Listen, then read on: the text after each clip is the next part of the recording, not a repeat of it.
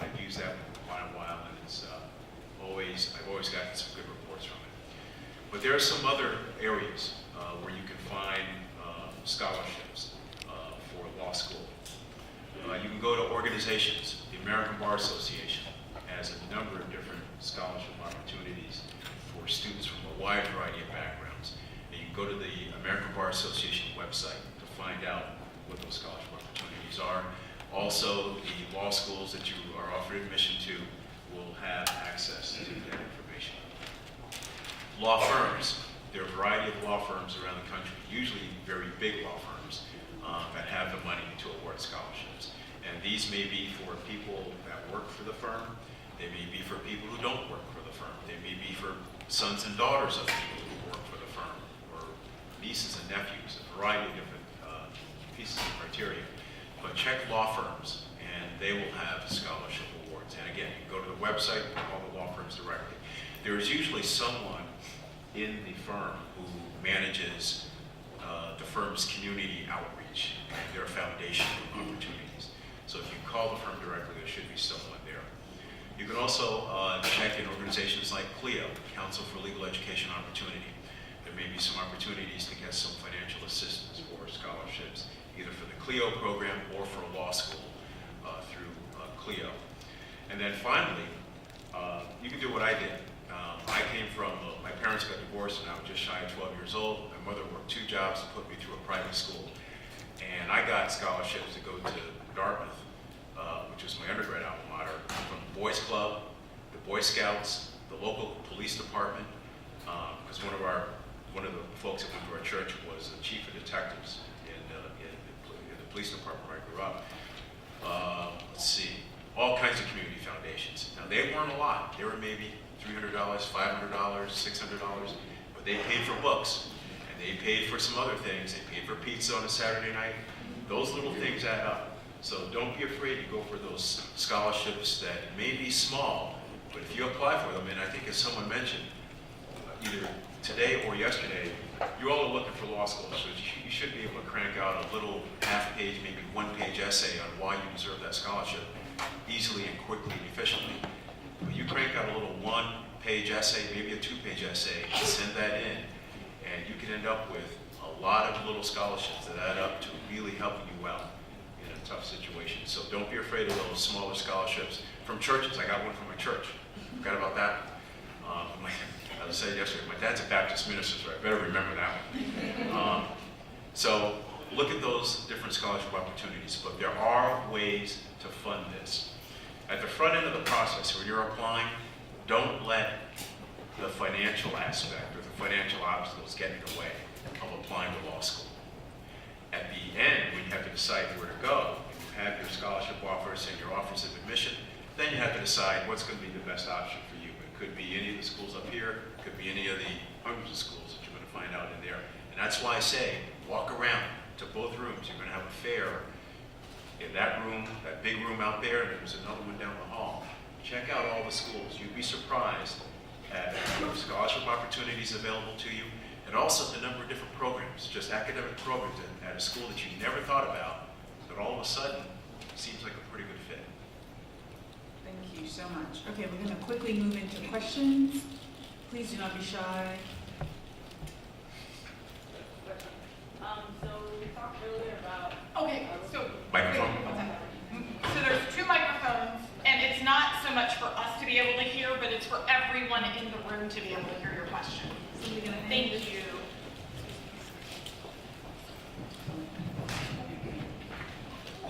Okay, so for additional, paperwork to include in your application, can you include like a writing sample, or do you guys encourage maybe like seeing some type of writing from students like along with their application and personal statements? I think your personal statement, that is what we typically use as the writing sample. We get thousands of applications, so we would love to see you guys' writing a lot of times, but we just don't have time to really go through it. That's why you should also take the personal statement very seriously. It is one We do look at your LSAT essay, of course, but that was under high pressure. We don't like look at grammar as hard as we would as your personal statement.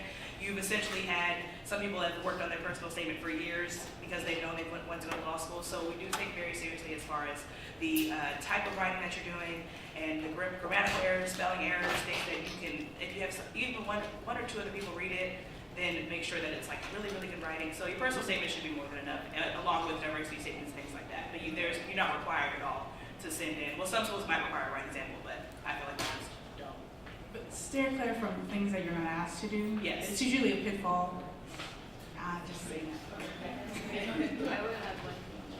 I would just say, if any of you have had the opportunity to publish something, maybe you worked with a professor and you got your name on a publication, make sure your resume does have a full citation that we could follow. Because if I see that in somebody's application, I will go look at it. So then you don't have to submit it to me, but because it's on your resume, I can find it. Thank you. Hi, my question is, I'm a non-traditional student. My education spans over probably 10 years. My age is probably way above 25. And so I'm just interested in what materials would be appropriate for recommenders in terms of, I know any professors, but would letters from an employer or a supervisor be helpful for someone like myself? I would say definitely at our school. We have a huge non-traditional student population. Our average age currently is 27. However, we've had 19-year-olds to enroll, and we also have had 64-year-olds to enroll. So, I wouldn't get so caught up on your age. I think that you'll be fine. So letters from professors or employers would definitely suffice. I know sometimes we get individuals that apply to our law school that may have been stay-at-home moms, so they haven't worked for a number of years. In that case, perhaps if you had engaged in any type of volunteer opportunities, getting recommendations from those that you've worked with. If you own your own business, perhaps a vendor could suffice and could write you a letter as well. Good morning. My name is Amanda Payton, and my question was actually along the same lines as the last lady, because I'm a non-traditional student as well and have been out of school for quite some time. I know for a fact the dean of my undergraduate program is now no longer with us. So it affects my letter of recommendations. But my main concern is for the last 6 years, I'm active duty Army. And the way that the Army writes letters of recommendation are in memo format. That's not really a traditional letter of recommendation. How do you view that? Has anyone dealt with that? Yeah, that's fine. That's fine. We all get letters of recommendation from folks who have, in the military, who've had the letters of recommendation written by commanding officers, NCOs, folks that they have had to report to in some capacity. So getting it in a memo form is not a problem.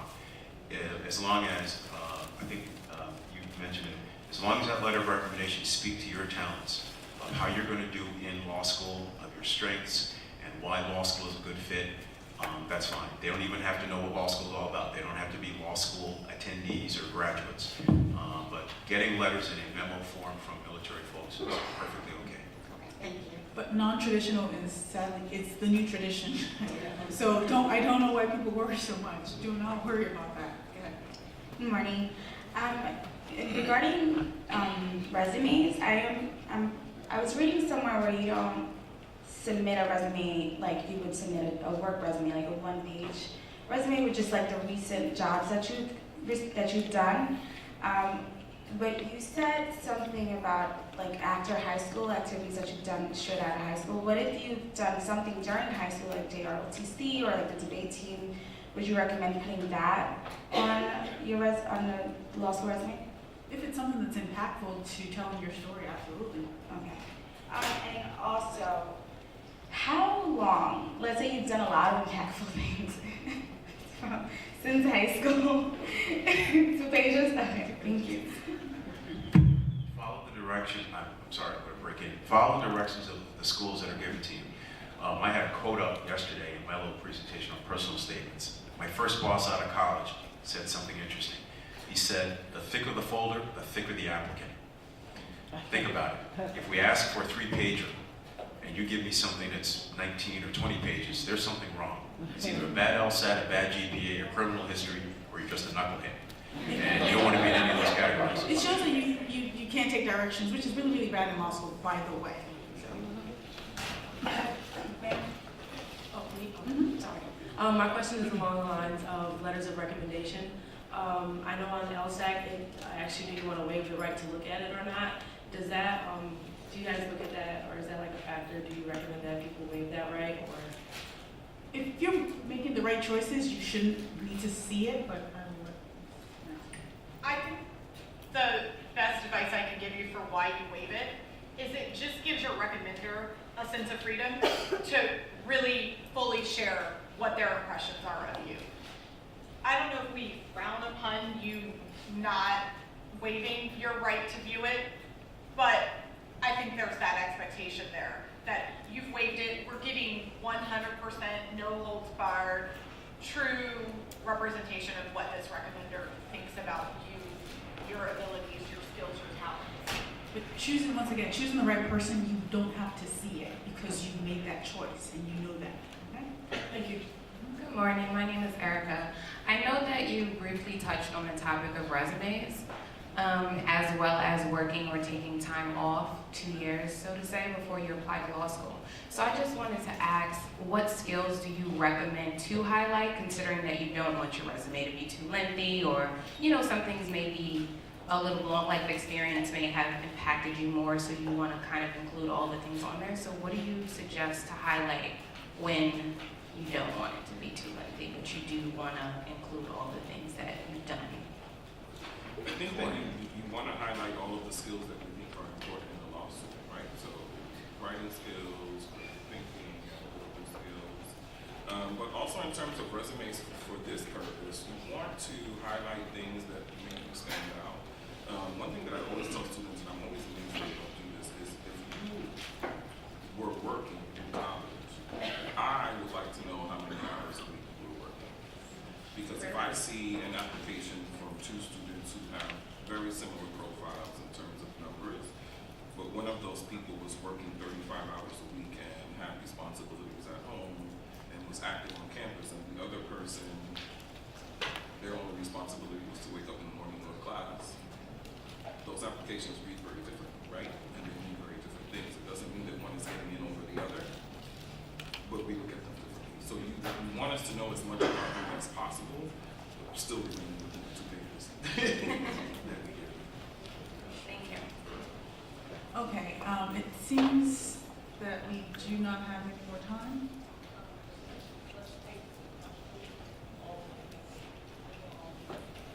Okay.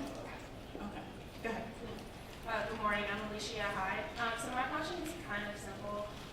If you have graduate degrees, how does that factor into your undergraduate GPA and things of that nature?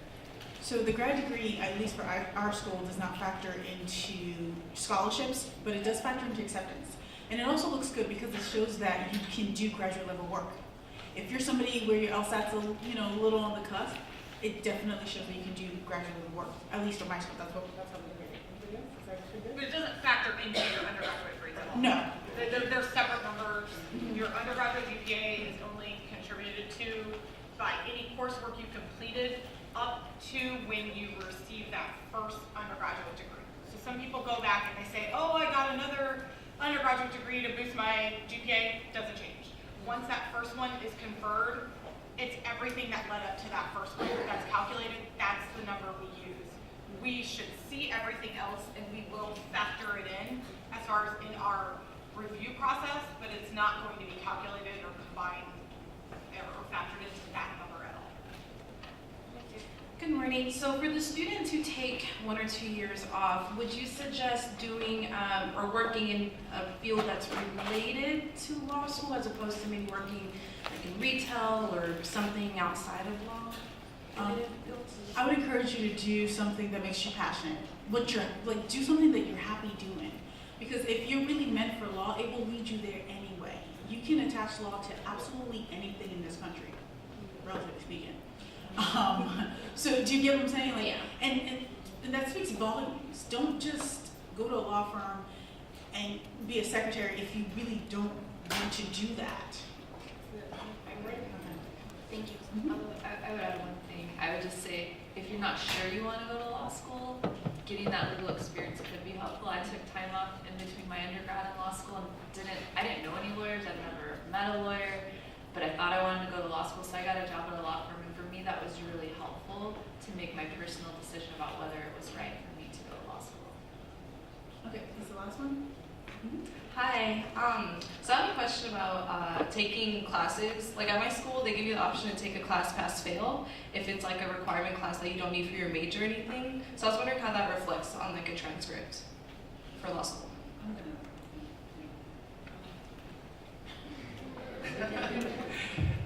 So 1 or 2 pass fails I think are fine. Sometimes there are even courses that you can only take pass fail.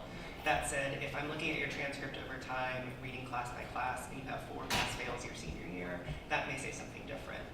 If you're worried about the number, if you think it's something that's not sort of average for a student, you can mention that briefly in the addenda in just a couple sentences about why you had a certain number of pass fails on your transcript. But 1 or 2 is not going to be a deal breaker by any means. Make sense? Yeah, thank you. Okay, so just to finalize this, one last tip, really, really quickly, each person, if you wanted to say something. I would say try to visit your top choices. I know you're probably like, okay, that costs money, but you're going to spend a lot of time and money at these schools anyway. Just because a school is higher ranked than another doesn't mean that you're going to enjoy it more. I always say come out, visit, and see the campus, meet some of the people, check to see when there's an open house. A lot of times at the open house you can meet a lot of the staff, the faculty, the students. Try to come out if you can. I know it does cost money. Don't steal or anything to try to get there. But ask UT if your job's getting paid for, things like that. Just ask around. And another quick tip I would have is your professional legal career starts now. So when you send emails and things like that, please have very professional correspondence. I got an email yesterday saying, hey, what do y'all do with multiple LSATs? And that's how it wasn't. There was no sign off. There was no hi. I was like, who? First of all, I had to figure out who was this, and how did you get my information? Did we meet before? Like it just. Please, just try to be professional. I wouldn't come to your job and do that, so thank you. My best advice that I give, Alexis talked about when's the latest LSAT. Collins talked about applying earlier in the cycle and how that could affect scholarships. Something else that will affect scholarships is if you apply before your application is its strongest. So if you have to wait to take that February LSAT because you're not going to be fully prepared in October or December, wait. Trust me, your chances of admission are higher if you take the time and you prepare like Jermaine told you to, and you read that personal statement 3 or 4 or 5 times like Marie said. If you do all of that and you apply with the strongest application possible, even if it's later in the cycle, you have a higher probability of a positive decision. So just keep that in mind. It's not a race against the clock. None of us are going anywhere. So if you have to put off law school,